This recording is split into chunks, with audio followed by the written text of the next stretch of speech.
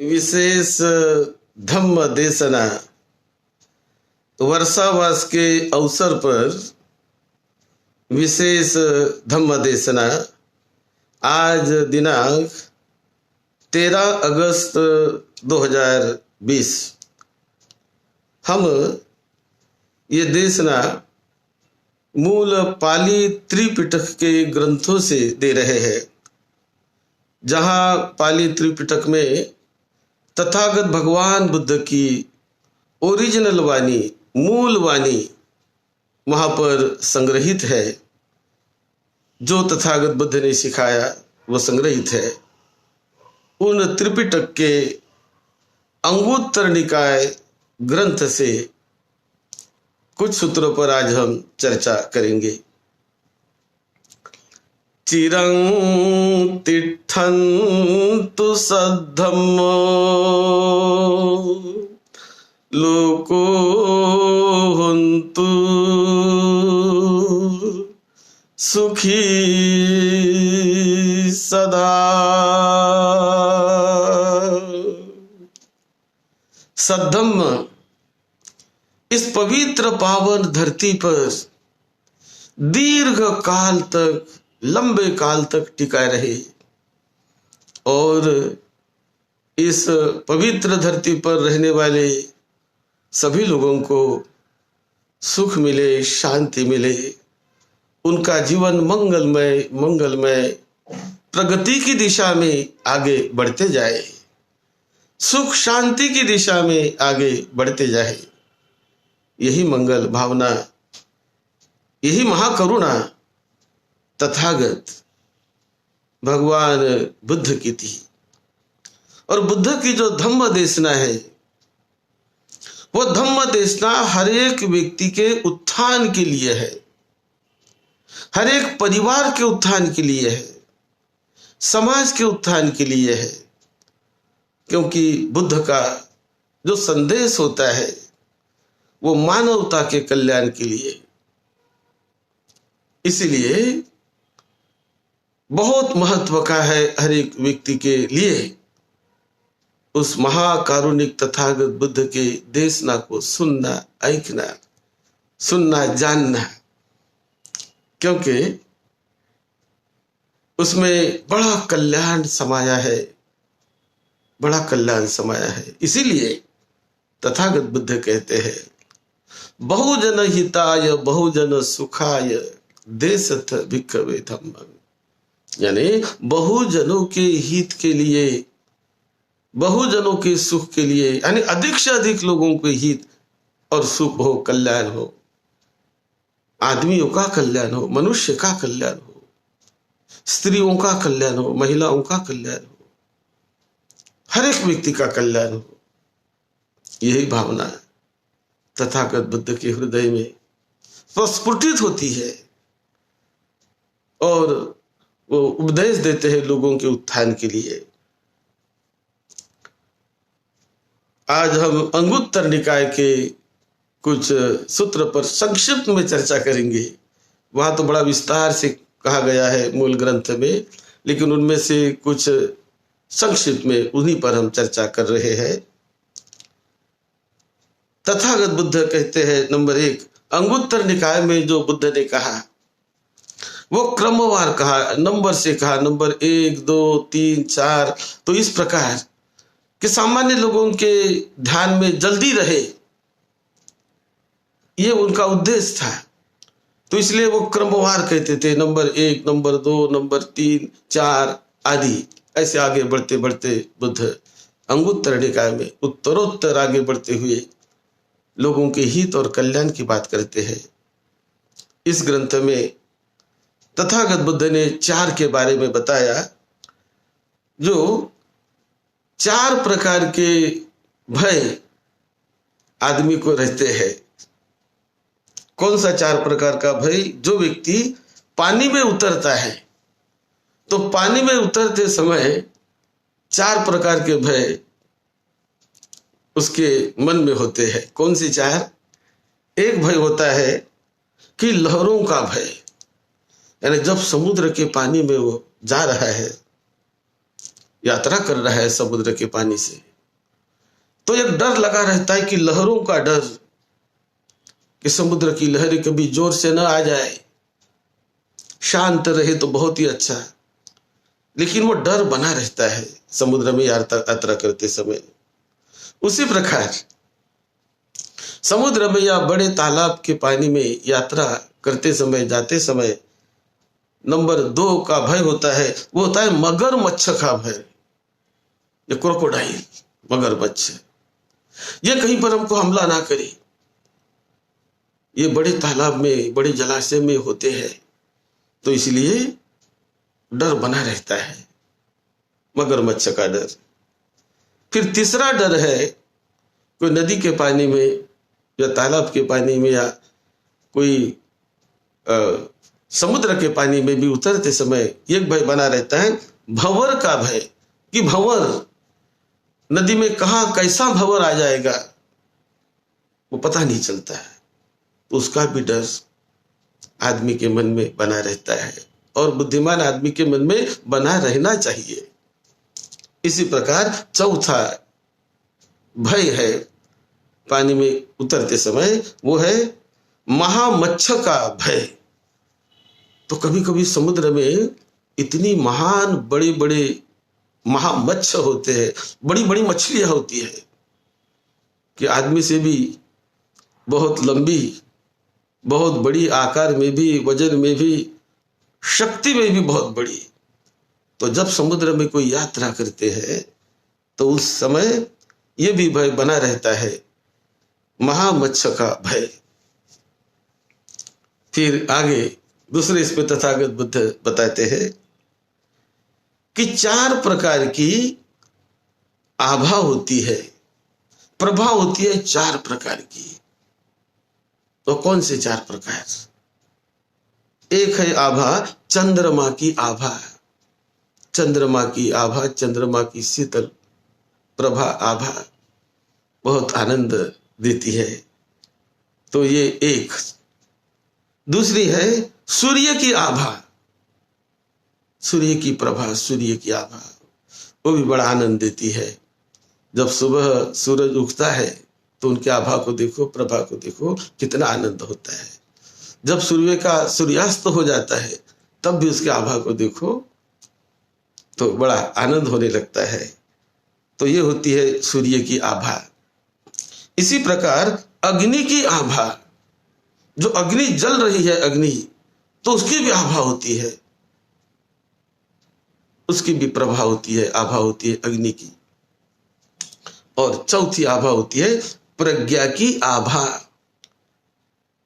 प्रज्ञा की प्रभा, प्रज्ञा यानी ज्ञान, वो ज्ञान की आभा, वो भी मनुष्य जीवन में, समाज में बहुत बड़ी होती है। और ये चारों में से जो 4 आभाएं हैं, मालूम है आपको इसमें से अग्र कौन सी है? ये 4 आभाओं में जो अग्र है उसे कहते हैं प्रज्ञा की आभा।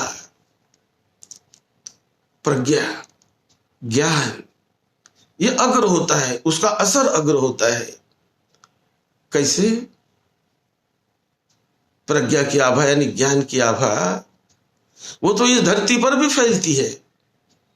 जहां सूरज की आभा नहीं जा सकती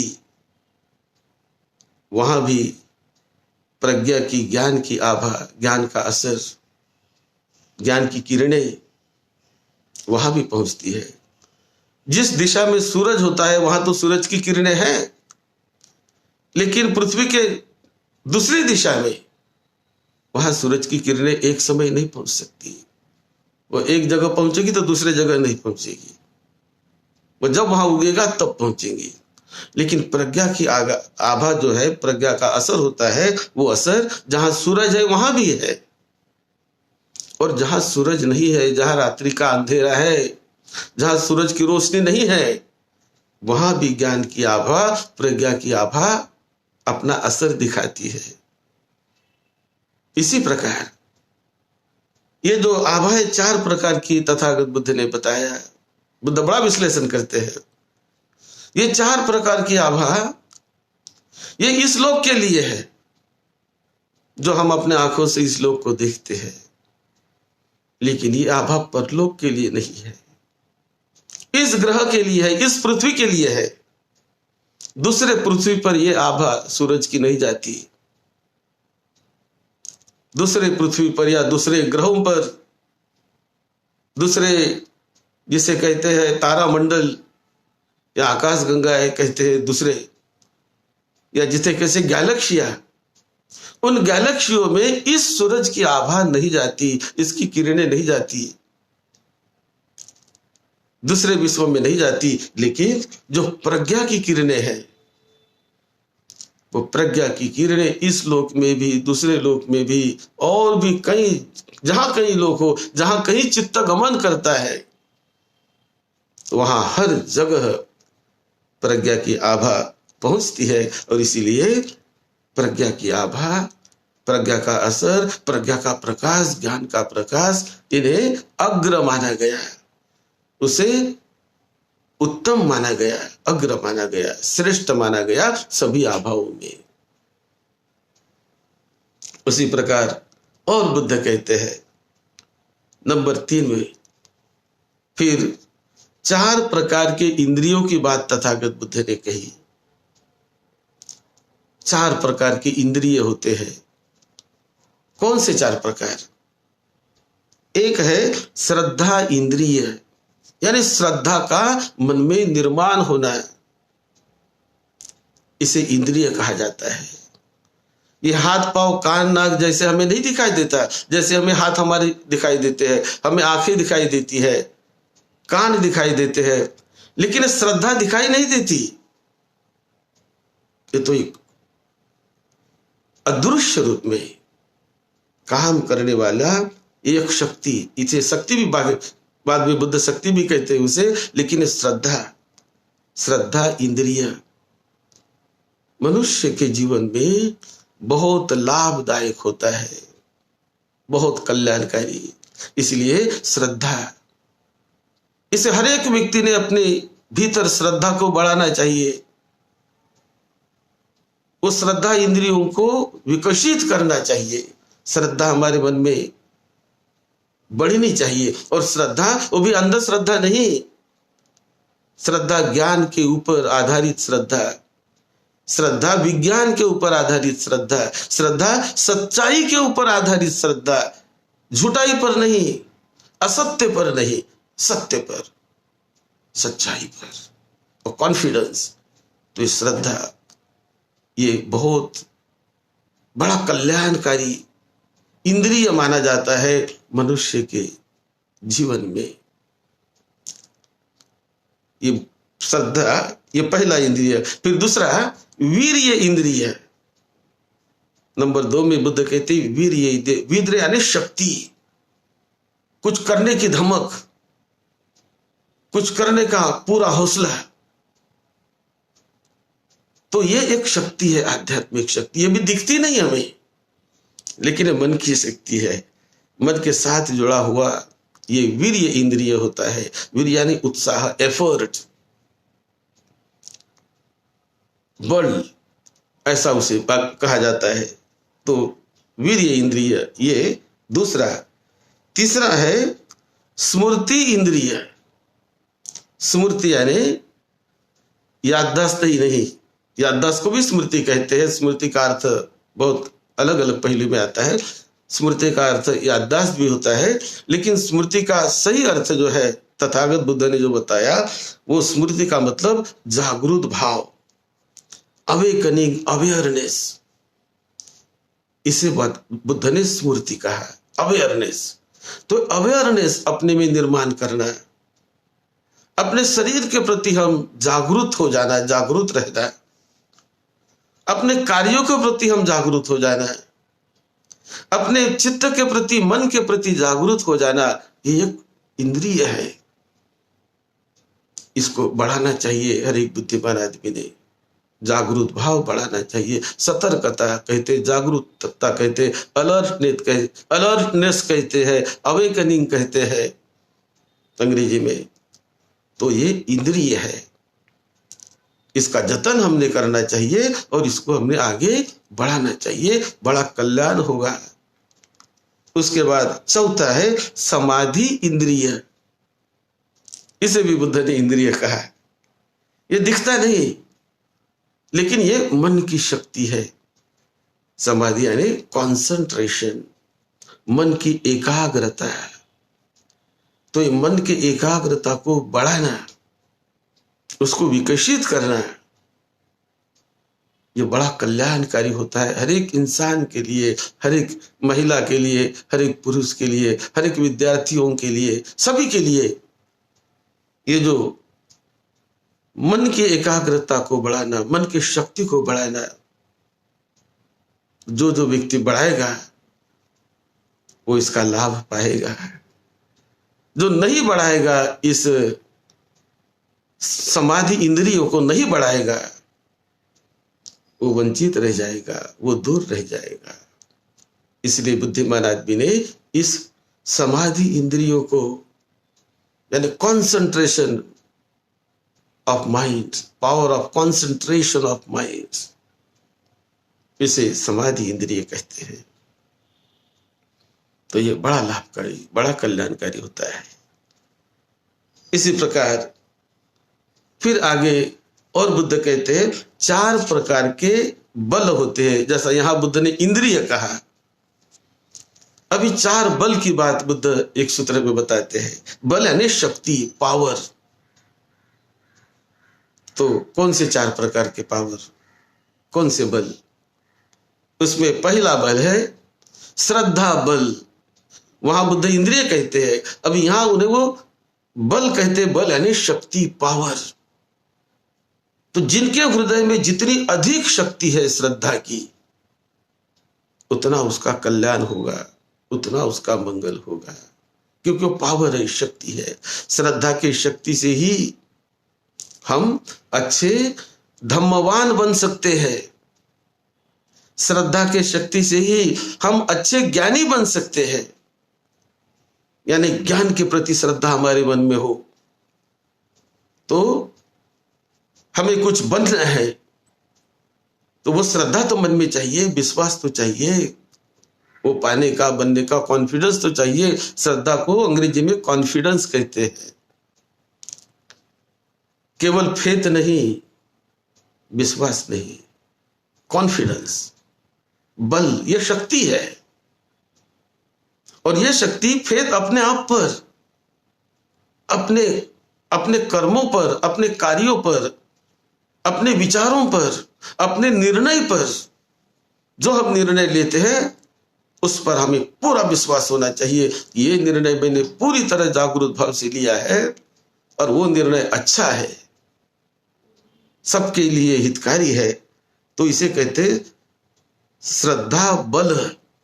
उसे बल यानी पावर कहा है तथागत बुद्ध ने। उसी प्रकार नंबर 2, दूसरा पावर कौन सा है? वीर्य बल। वीर्य यानी एक शक्ति, मन की ऊर्जा, मन की ताकत, वीर्यता, शौर्यता जिसे कहते हैं हम। ये शौर्य जो है, अच्छा काम करने के लिए शौर्य, बुरा काम करने के लिए नहीं, गंदगी के लिए नहीं, अच्छा काम करने के लिए शौर्य, लोगों के हित के लिए काम करने के लिए शौर्य। तो ये वीर्य, ये शौर्य जो है उसे बल कहा जाता है। जिस प्रकार नदी को पार करना है, नदी में बाढ़ आई है, तो बिना वीर्य से वो कोई नदी में कूदेगा नहीं, कूदेगा नहीं, वहां से पार करने का प्रयास नहीं करेगा। वीर्यता चाहिए, हिम्मत चाहिए, तब वहां पर वो नदी में छलांग मारता है और अपने वीर्य बल से, शौर्य बल से वो नदी पार कर लेता है। जिसमें वीर्य नहीं है वो नदी में छलांग मारेगा ही नहीं, क्योंकि वीर्य नहीं है, शक्ति नहीं है, बल नहीं है, कहां जाएगा वो? नहीं जाएगा। तो ये वीर्यता, शौर्यता, ये बड़ा बल है, बड़ी शक्ति है। जिस प्रकार कोई व्यक्ति कुएं में गिर गया हो, तो कुएं में गिरे हुए व्यक्ति को बचाने के लिए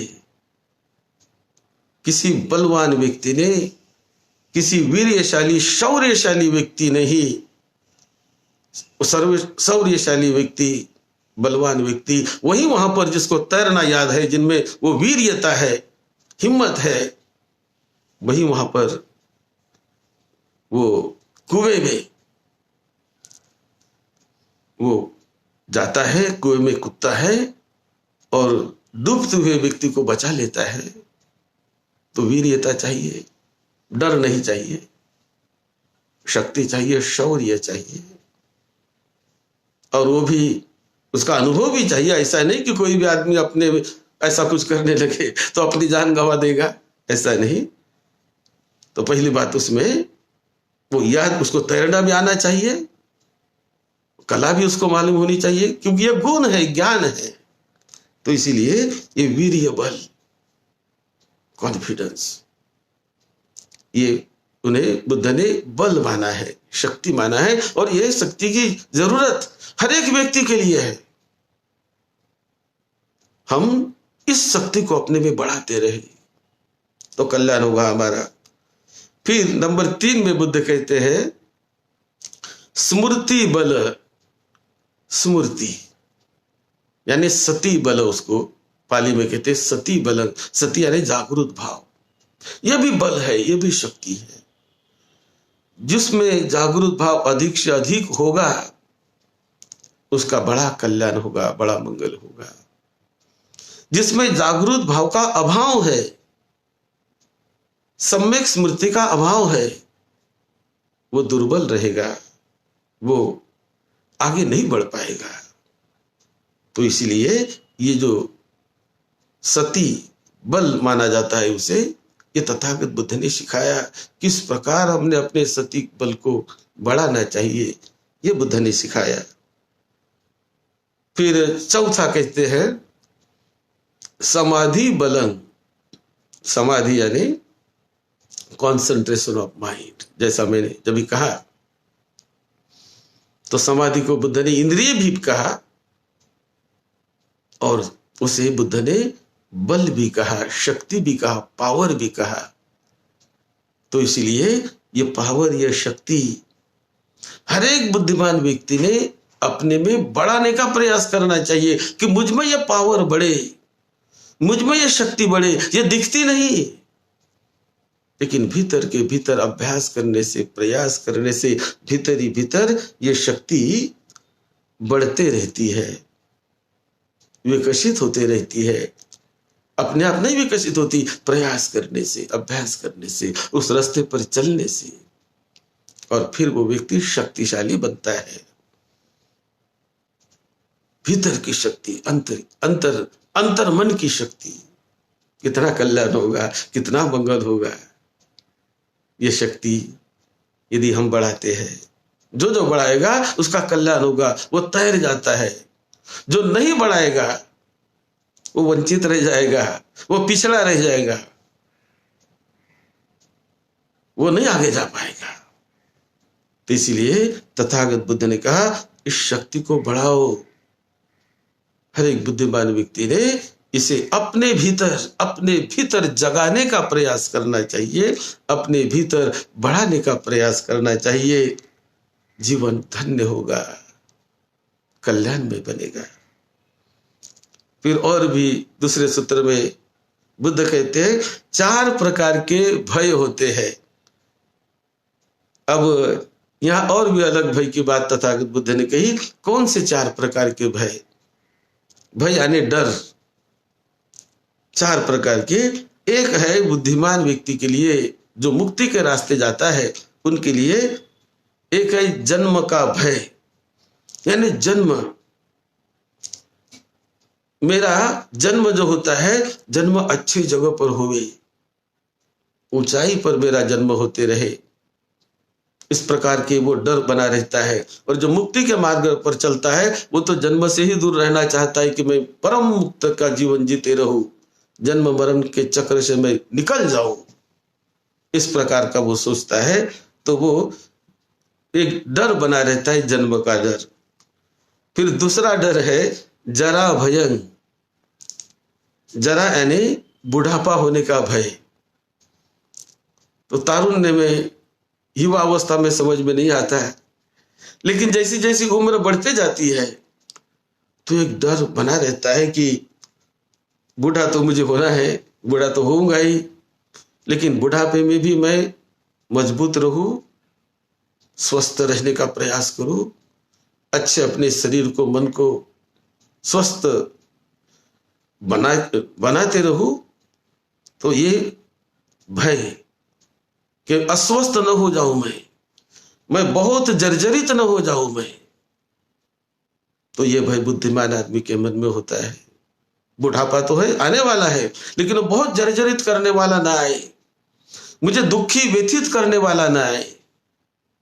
ऐसे भी लोग होते हैं कि बुढ़ापा आता है लेकिन व्यथित नहीं होते, दुखी नहीं होते, भयभीत नहीं होते, लेकिन उसके प्रति जागरूक रहना चाहिए। ये भय मन में रखना ही चाहिए बुद्धिमान आदमी ने कि नहीं, मुझे मेरे बुढ़ापे को मुझे संवारना है, उसके प्रति मुझे जागरूक रहना है। तो अपने खान पान के प्रति यदि हम जागरूक रहे, खान पान के प्रति जागरूक, अपने दिनचर्या के प्रति जागरूक, अपने व्यवहार के प्रति जागरूक रहे, तो हम बुढ़ापे के मतलब ये जरा के भय से हम संभल सकते हैं, बच सकते हैं, उसके विक्टिम नहीं बन सकते। फिर तीसरा भय बुद्ध ने बताया, रोग भयं, यानी रोगी होने का भय, क्योंकि रोग तो कई प्रकार के होते हैं। तो बुद्धिमान आदमी के मन में हमेशा ये भय, ये डर बना रहता है कि रोग तो आने ही वाला है, लेकिन बड़े रोगों से मैं मुक्त रहूं। छोटा मोटा चलेगा, छोटा सा चलेगा, लेकिन बड़ी बीमारी उसका मैं शिकार ना बनूं, उसके प्रति डर मन में बना रहता है। आज हम देख रहे, आज जो कोरोना का जो ये कहर चल रहा है, और ऐसे में जो बुद्धिमान आदमी थोड़ा अपने मन में वो डरा हुआ है, डरा सा रहता है कि नहीं, मैं उससे बचा रहूं, मेरे लड़के बच्चे उससे बचे रहे, मेरे माता पिता उससे बचे रहे, तो प्रयास करेंगे तो हम बचे रहेंगे। तो उसके लिए प्रयास करना चाहिए। यदि प्रयास किया ही नहीं हमने, ये डर मन में रखा ही नहीं हमने, तो हम उसके आहारी हो जाएंगे, विक्टिम बन जाएंगे। इसीलिए ये रोग का भय ये कल्याणकारी होता है कभी कभी, कि बड़े रोगों से हम दूर रहने का प्रयास करें। मुझे कोई कैंसर ना हो जाए, मुझे कोई बड़ी बीमारी ना हो जाए। कोई भी बीमारी हो सकती है, कभी भी हो सकती है, लेकिन अब जागरूक रहे तो उनसे बचे रह सकते हैं। इसीलिए भय जरूरी होता है। यदि जागरूक ना रहे, हम बेजागरूक रहे, तो कैंसर की बीमारी हो सकती है, टीबी की बीमारी हो सकती है, ब्रेन की बीमारी हो सकती है, कई प्रकार की बीमारियां। तो इसलिए ये जो रोग का भय है, बुद्ध कहते हैं कि बुद्धिमान आदमी ने अपने मन में इसे बनाए रखना चाहिए, तब हम बड़ी बीमारियों से बच सकते हैं। यदि हम उसके प्रति जागरूक रहे, वो भय बना के रहे तब। फिर इसी में चौथे में बुद्ध कहते हैं मृत्यु का भय। ये भी अच्छा ही है, ये भी हर एक आदमी में होता ही है। हर एक आदमी मृत्यु से डरता है, कोई आदमी मरना नहीं चाहता। मरने का आनंद सामान्य आदमी को कभी नहीं होता है। कैसा भी वो रहे, वो जीना चाहता है, मरना नहीं चाहता है। मृत्यु के लिए वो डरता है, हर एक आदमी डरता है। छोटा आदमी हो, बड़ा आदमी हो, वो पढ़ा लिखा आदमी हो, वो बहुत धनी आदमी हो, बहुत गरीब आदमी हो, हर एक व्यक्ति डरता है मृत्यु से, क्योंकि ये सच्चाई है। धम्म का मतलब सच्चाई। वास्तविकता जीवन की, उसे ही तो सद्धम्म भगवान बुद्ध ने बताया। धम्म का मतलब ये जैन, बौद्ध, हिंदू, क्रिश्चियन, मुस्लिम, ऐसा तथागत बुद्ध ने उस पर लेबल नहीं लगाया। धम्म का मतलब सार्वजनिक, सबके लिए जो सत्य है, जो वास्तविकता है जीवन की, उसे तथागत बुद्ध ने धम्म कहा, सद्धम्म कहा। तो ये मृत्यु का भय, ये भी एक भय है। इसके बाद और भी बुद्ध कहते हैं कि इस भयों के प्रति यदि हम जागरूक रहे तो हमारा जीवन ऊंचे स्तर पर जाएगा, प्रगति करेंगे, हम अपने जीवन को एलिवेट करते जाएंगे, ऊंचाई पर लेकर जाएंगे। तो इसलिए ये जो भयों की बात तथागत बुद्ध ने कही वो बड़ी कल्याणकारी, बड़ी मंगलकारी है, उसके प्रति जागरूक रहना चाहिए। और आगे बुद्ध ने बताया, हम वो कल बताएंगे। आप सबको निरोगत्व मिले, सबको सुख शांति मिले, आप सबका मंगल हो। सद्धम्म की सेवा में, आपकी सेवा में डॉक्टर भदंत राहुल बोधी महाथेरो।